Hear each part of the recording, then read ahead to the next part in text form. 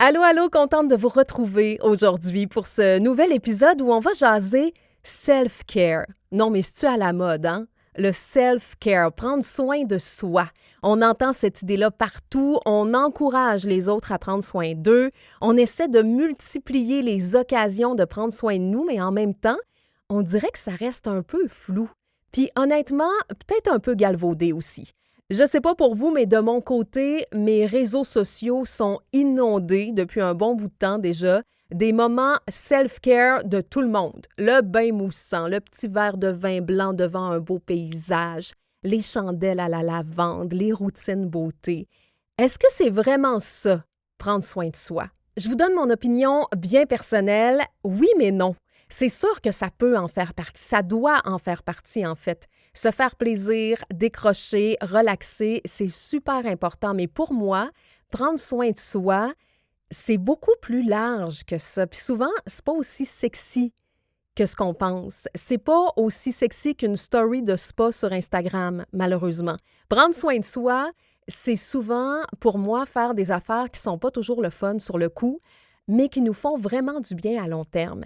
Des affaires qui demandent du courage, qui demandent de sortir de sa fameuse zone de confort. Puis aujourd'hui, c'est ça que j'ai envie qu'on regarde ensemble, qu'on creuse un petit peu le prendre soin de soi, qu'on se pose la question, ça veut dire quoi concrètement? On va parler de notre corps, évidemment, de nos émotions, de nos relations, de notre temps, de notre créativité. On va même parler de nos finances. Ça vous tente-tu? C'est parti! Tout est relation.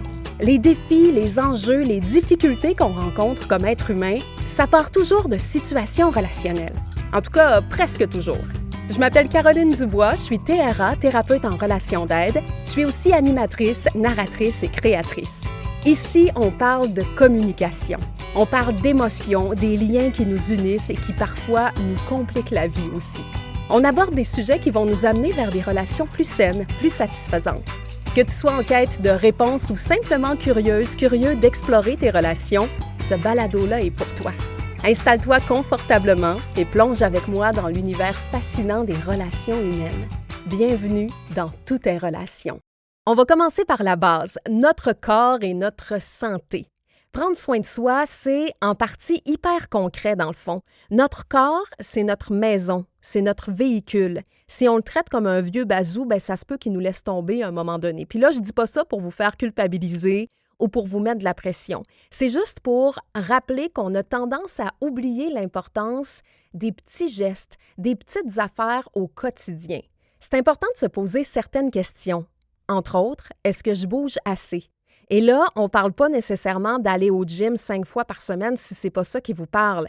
Choisissez une activité physique qui vous plaît, qui vous fait du bien, mais pensez aussi à marcher au lieu de prendre la voiture, monter les escaliers au lieu de prendre l'ascenseur, danser 5 minutes dans votre cuisine pendant que le café coule le matin. Ça n'a pas besoin d'être compliqué, mais votre corps, c'est important de le garder en mouvement. On le sait, je ne suis pas une experte, je ne suis pas une spécialiste en conditions physiques, mais on nous l'a assez répété.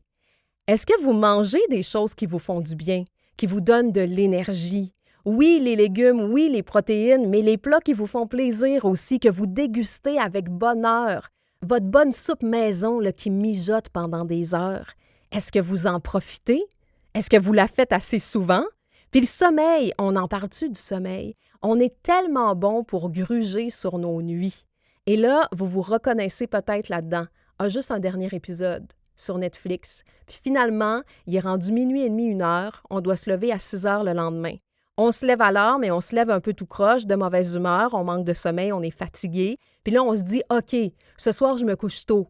Mais finalement, on répète la même recette. On accumule de la fatigue et ça a beaucoup d'impact sur notre santé physique et mentale. Des fois, prendre soin de soi, là, c'est juste prendre la décision de se coucher plus de bonne heure, même si ça fait en sorte qu'on a l'impression d'avoir moins de temps pour nous le soir. Prendre soin de soi, c'est prendre soin de son corps, mais c'est aussi prendre soin de sa tête et de son cœur. Après le corps, il y a tout ce qui se passe à l'intérieur de nous, nos émotions, nos ressentis, nos pensées. Prendre soin de soi, ça veut dire apprendre à s'écouter pour vrai, Apprendre à ne pas minimiser ou banaliser ce qu'on ressent. Et ça, c'est du gros travail. C'est dur de se prendre au sérieux dans ce qu'on ressent. Je vous donne un exemple, OK, pour illustrer. Mettons que votre boss vous fait une remarque devant tout le monde en plein meeting et ça vous rentre dedans solide. Ça se peut que rapidement, vous tombiez dans le « c'est pas grave, c'est juste une remarque, ça arrive, c'était de l'humour, je sais qu'il n'a pas fait ça pour mal faire, je le connais, c'est son genre de joke ». Ça, c'est de la banalisation de votre vécu. Et peut-être que tout ça, c'est vrai, hein? Mais ça n'efface pas ce que vous vivez. Ce commentaire-là continue de tourner dans votre tête. Le sentiment, l'émotion que vous avez ressentie à ce moment-là, ça ne s'efface pas. Ça réveille peut-être votre peur de ne pas être assez bon, votre peur de ne pas être aimé par votre patron qui est votre autorité. Peut-être que vous vous sentez humilié, peut-être que ça vous a fait de la peine. Prendre soin de vous dans cette situation-là, ça veut dire de ne pas balayer ce vécu-là en dessous du tapis. Ça veut dire de prendre un moment avec vous-même pour voir ce qui est éveillé en vous. Ça veut dire de vous parler avec douceur. « Hey, ce qui vient de me dire là, ça m'a fait mal. » Puis c'est normal que ça m'ait fait mal, même si ce n'était pas mal intentionné. Et ça veut peut-être dire aussi de vous exprimer auprès de votre boss par rapport à ça, si c'est ça le besoin. Aller en thérapie aussi, c'est prendre soin de sa tête et de son cœur. Et là, évidemment, je prêche pour ma paroisse comme thérapeute, mais aussi comme cliente. Avoir un suivi thérapeutique régulier, on le dit souvent, mais c'est tellement ça. C'est comme votre suivi chez le dentiste à chaque année. C'est comme l'inspection au garage. C'est comme le suivi chez le vétérinaire pour votre animal. Ça permet de prévenir. Ça permet de vous maintenir dans un meilleur état d'esprit général. Souvent, on a tendance à attendre d'être vraiment là, au bout du rouleau pour aller consulter. J'ai pas de gros problèmes, je vois pas pourquoi j'irais en thérapie. C'est quelque chose que j'entends tellement souvent. Et récemment même, j'ai entendu « J'aime mieux laisser la place à quelqu'un qui en a réellement besoin. » Et si ça, c'est pas banaliser ses propres besoins, la thérapie, là, c'est pas juste pour réparer des affaires brisées. C'est aussi pour apprendre à mieux vous connaître, pour comprendre pourquoi vous vivez ce que vous vivez, pour prendre conscience de vos besoins, de vos limites, pour trouver des pistes aussi pour avoir des relations qui sont plus satisfaisantes. Tout le monde, et je le répète, tout le monde devrait pouvoir bénéficier d'un suivi en thérapie. Et là, je le sais, évidemment, tout le monde n'a pas les moyens, malheureusement. J'aimerais tellement que tout le monde puisse avoir accès à ça. Ne serait-ce que pour avoir accès à un endroit sécuritaire où vous pouvez parler de ce que vous vivez et être écouté réellement. Pas par quelqu'un qui va embarquer avec ses propres histoires, pas par quelqu'un qui va prendre parti dans ce que vous vivez, mais par quelqu'un qui va vous montrer vos réels fonctionnements, qui va vous éclairer le chemin vers vos émotions, vers vos peurs, vers vos ressources aussi. Aller en thérapie, c'est pas un aveu de faiblesse. Au contraire, c'est un super beau cadeau que vous vous faites. Aller en thérapie, c'est carrément prendre soin de soi. Vous méritez qu'on prenne soin de vous, qu'on vous écoute, qu'on vous aide à mettre de la lumière sur ce qui se passe à l'intérieur de vous. Et des fois, il faut accepter qu'on ne peut pas tout régler tout seul. Le regard extérieur, aimant et bienveillant, est essentiel pour avancer. Prendre soin de soi, c'est aussi prendre soin de ses relations. Ça veut dire accepter d'avoir des conversations difficiles, inconfortables. Mettons que votre ami vous appelle toujours là, juste quand il a besoin de se vider le cœur, puis jamais pour savoir comment vous allez. Si vous souhaitez que cette relation-là devienne plus satisfaisante pour vous, bien, ça va peut-être vous demander de prendre votre courage à deux mains et de le nommer. « Hey, ça me fait plaisir de t'écouter puis d'être là pour toi, mais j'ai besoin de sentir que la relation est équitable, que c'est pas juste à sens unique. Je vis des choses moi aussi, puis j'aimerais ça pouvoir te parler de moi et que tu m'écoutes. » Est-ce que c'est confortable? Non. Est-ce que passer l'inconfort, ça risque de mener à une relation plus satisfaisante? Absolument. Prendre soin de soi, ça veut dire aussi poser vos limites, dire non quand c'est nécessaire. Peut-être que ça veut dire de décliner un souper de famille parce que vous n'en avez pas envie pour telle ou telle raison, même si c'est possible que ça crée des réactions de l'autre côté. Et demander de l'aide aussi. Dire à votre partenaire, là, je suis dépassée, j'ai besoin que tu prennes le relais avec les enfants ce soir. Ça aussi, c'est prendre soin de vous. Prendre soin de ses relations, Ça implique de se respecter, mais sans manquer de respect à l'autre, hein, et ça, c'est hyper important. Mais c'est ce qui arrive quand on se nomme avec honnêteté, avec authenticité, quand on parle de soi, sans tomber dans le reproche, sans tomber dans la cour de l'autre. Ça rend les relations plus vraies, plus satisfaisantes et plus sécurisantes aussi. Un autre point que j'ai envie d'aborder par rapport au fameux self-care, c'est que ça passe aussi par prendre soin de notre temps et de notre environnement. Est-ce que vous protégez votre temps? Est-ce que vous dites oui à tout au point de vous épuiser? Est-ce que vous planifiez des moments libres, mais réellement libres pour faire des choses que vous aimez, ou est-ce que votre agenda est rempli de réunions puis de rendez-vous back-à-back? Est-ce que vous consacrez suffisamment de temps à vos loisirs, à votre famille, à vos amis, à votre couple? Êtes-vous satisfait de comment vous occupez votre temps? C'est des questions que je vous invite à vous poser, ça. Et selon vos prises de conscience, bien, pourquoi pas profiter de l'été, là, des fois qui est une période un peu plus tranquille, pour revoir certaines de vos priorités. C'est important. Et votre espace aussi, est-ce que votre espace vous ressemble? Est-ce que votre espace vous apaise? Êtes-vous bien dans votre maison? Êtes-vous bien dans votre bureau, votre chambre à coucher, votre salon? Peut-être que votre salon est un peu en bordel depuis 2 semaines, puis ça vous fatigue juste de le voir. Des fois, prendre soin de soi, c'est juste prendre 15 minutes pour ramasser, pour nettoyer avec un produit qui sent bon puis de la bonne musique dans les oreilles. Ça fait partie du self-care.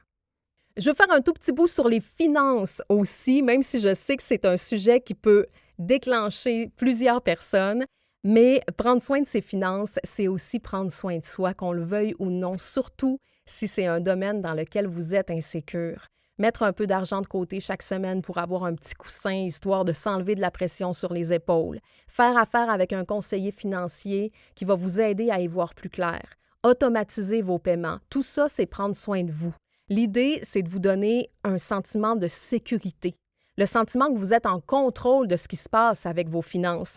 Et si ce n'est pas votre domaine, il y a plein de gens qui triplent là-dessus pour qui c'est le domaine. Ayez pas peur de vous entourer, d'aller chercher de l'aide, c'est prendre soin de vous. Un autre aspect qu'on oublie souvent, c'est la créativité. J'ai fait un épisode de podcast complet sur la créativité que vous pouvez aller écouter. C'est le premier d'ailleurs, je pense.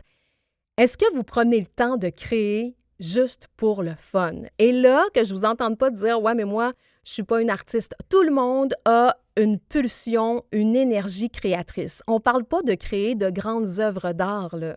On parle peut-être de gribouiller pendant que vous êtes au téléphone, de cuisiner sans recette un samedi après-midi, de bricoler avec vos enfants juste pour le fun, de participer à des ateliers créatifs, pourquoi pas, de redécorer une pièce de votre maison. Ça n'a pas besoin d'être grandiose, je le répète, ça a juste besoin d'exister.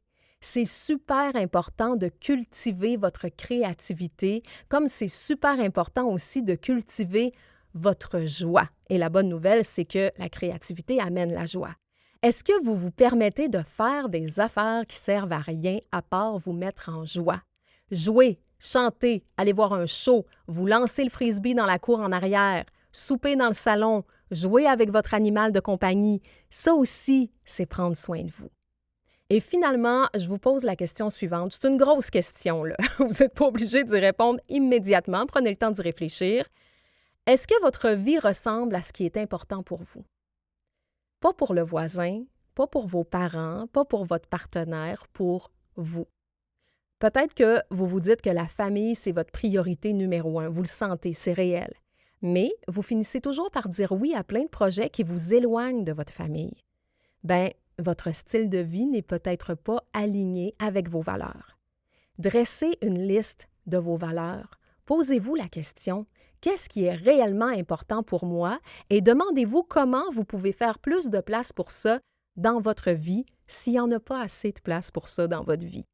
Prendre soin de soi, c'est aussi réajuster notre trajectoire pour avancer dans une direction qui a plus de sens pour nous.